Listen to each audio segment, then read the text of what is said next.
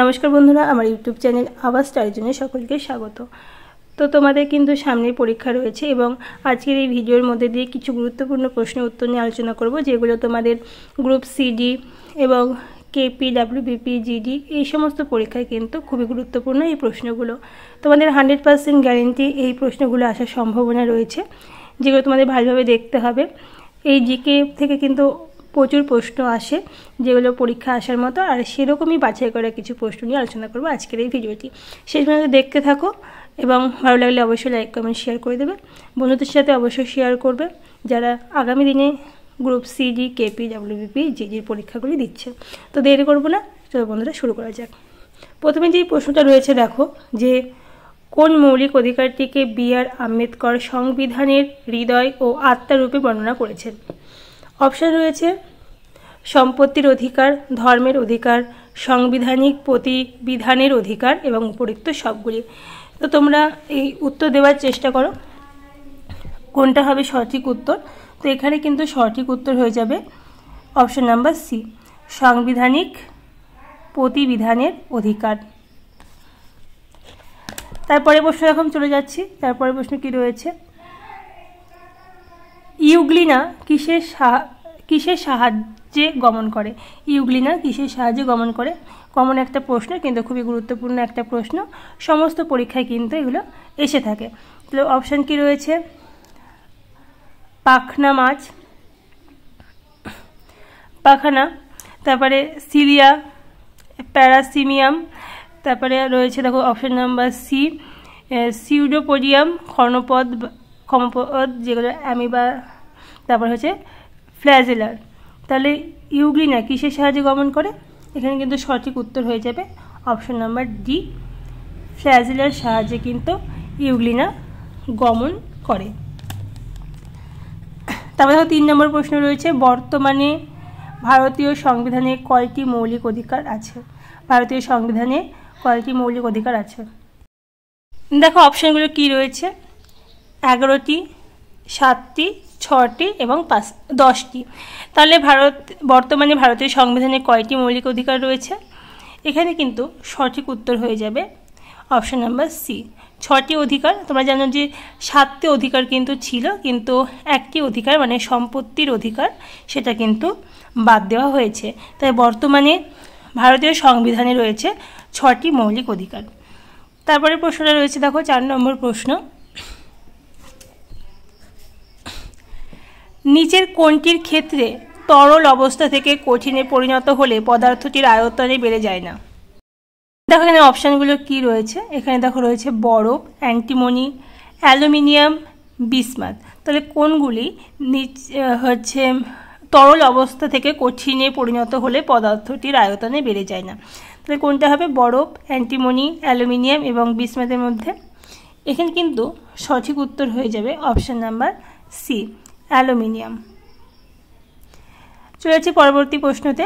5 নম্বর প্রশ্ন দেখো রয়েছে, যে সাধারণ চাপ ও তাপমাত্রায় নিচের কোনটি অনিয়তকার নয়? এখানে দেখো 9 দিয়ে প্রশ্ন রয়েছে, এগুলো কিন্তু খুব গুরুত্বপূর্ণ। এই যে আগের প্রশ্নতেও দেখো রয়েছে না, এগুলো কিন্তু শেষে থাকে, এগুলো কিন্তু তোমাদের একটু খেয়াল রাখতে হবে।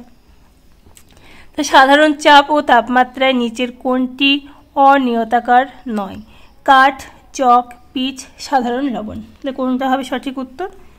এখানে কিন্তু সঠিক উত্তরটি হবে option number D, option number D হবে সঠিক উত্তর, সাধারণ লবণ। 6 নম্বর প্রশ্ন, দ্বিতীয় গোলটেবিল বৈঠকে ভারতীয় জাতীয় কংগ্রেসের হয়ে কে প্রতিনিধিত্ব করেন? Option number A, Jawaharlal Nehru, option number B, Balgangadhar Tilak, option number C, Motilal Nehru, option number D, Mahatma Gandhi. এখানে সঠিক উত্তর হয়ে যাবে option number D, option number D হবে সঠিক উত্তর, মহাত্মা গান্ধী। তো দেখো পরের প্রশ্ন চলে যাচ্ছি, 7 নম্বর প্রশ্ন, দ্বিতীয় চন্দ্রগুপ্তের রাজত্বকালে কোন পরিব্রাজক ভারতে আসেন? দ্বিতীয় চন্দ্রগুপ্তের রাজত্বকালে কোন পরিব্রাজক ভারতে আসেন? ফাহিয়েন, আল বিরুনি, ইবন বতুতা না হিউয়েন সাং? তো এখানে সঠিক উত্তর হবে option number A, Fa-Hien. Fa-Hien হয়ে যাবে সঠিক উত্তর।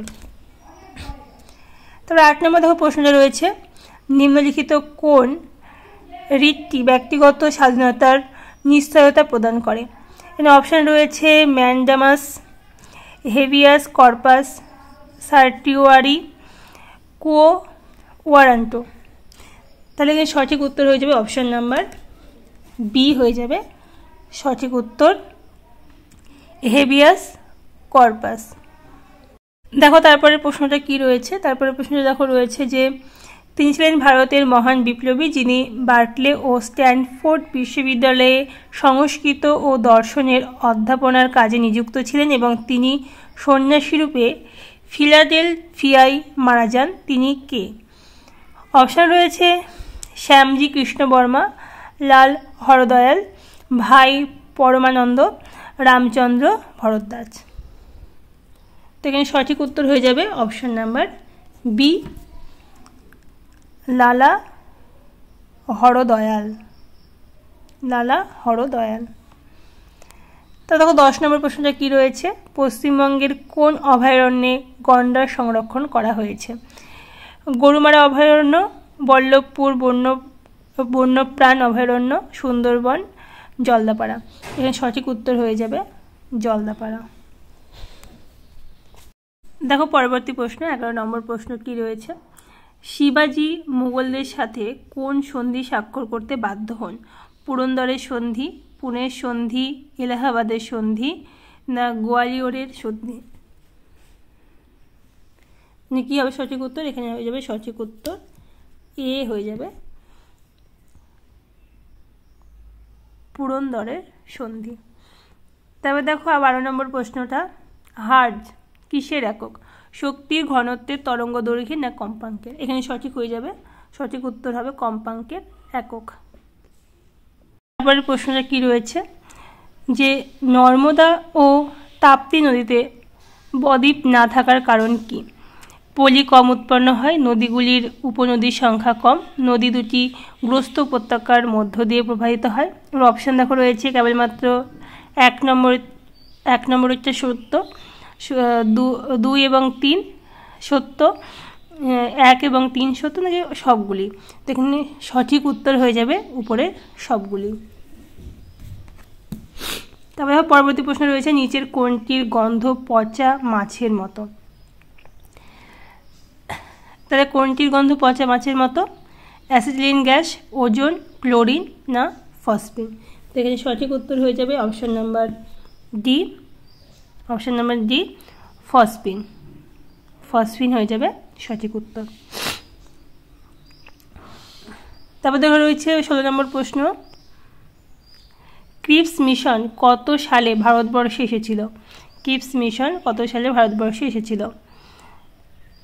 1939 খ্রিস্টাব্দ, 1941, 1942, 1940। তো এখানে সঠিক উত্তর হয়ে যাবে অপশন নাম্বার সি, 1942 খ্রিস্টাব্দে। 17 নম্বর প্রশ্ন, মরুস্থলী গঠিত হয় শুধুমাত্র বালি দ্বারা, ছোট ছোট পাথর দ্বারা, পলি ও বালি দ্বারা, জল, গাছপালা ও বালি দ্বারা? তাহলে এখানে সঠিক উত্তর হয়ে যাবে অপশন নাম্বার এ, শুধুমাত্র বালি দ্বারা।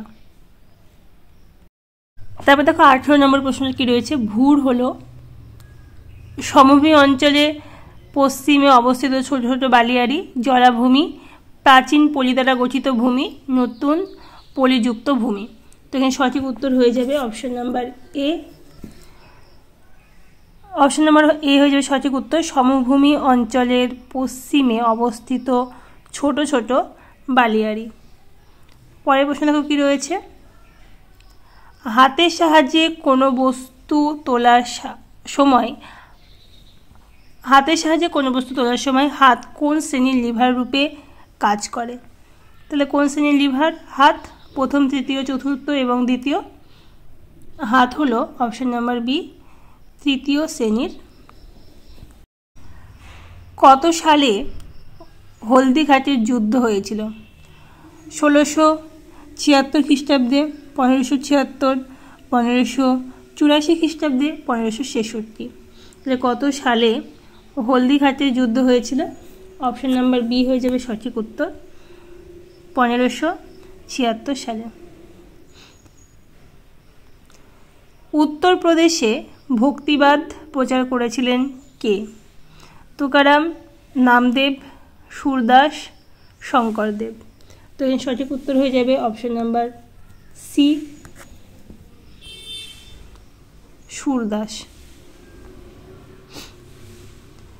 মনসামঙ্গল রচনা করেছিলেন কে? মনসামঙ্গল রচনা করেছিলেন কে?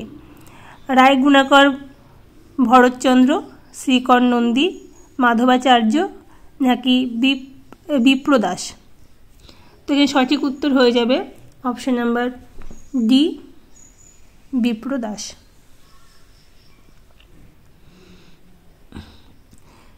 তবে দেখো 24 নম্বর প্রশ্নটা কী রয়েছে, নিচের কোন বৈজ্ঞানিক কোয়ান্টাম তত্ত্বের সাহায্যে পরমাণুর গঠন ব্যাখ্যা করেন? অপশন কী রয়েছে দেখো, Albert Einstein, Nils bore, Oppenheimer নাকি রাদারফোর্ড? তো এখানে হয়ে যাবে অপশন নাম্বার বি, সঠিক উত্তর, নিলস বোর। আজকের ক্লাসের এবং আজকের ভিডিওর শেষ প্রশ্ন দেখো কি রয়েছে, পিতল কোন ধাতু দ্বারা প্রস্তুত একটি সংকর ধাতু? পিতল তামা, নিকেল ও দস্তা, নিকেল ও দস্তা, তামা ও নিকেল, তামা ও দস্তা। তো এর সঠিক উত্তর হয়ে যাবে তামা ও দস্তা। তো আজকে গুরুত্বপূর্ণ কিছু প্রশ্নের উত্তর নিয়ে আলোচনা করলাম, যেগুলো কিন্তু তোমাদের পরীক্ষাগুলি আসার মতো, তোমরা ভালোভাবে দেখবে। যারা শেষ পর্যন্ত দেখলে অসংখ্য ধন্যবাদ। আজকের ভিডিও এই পর্যন্ত, দেখা হচ্ছে পরের ভিডিওতে।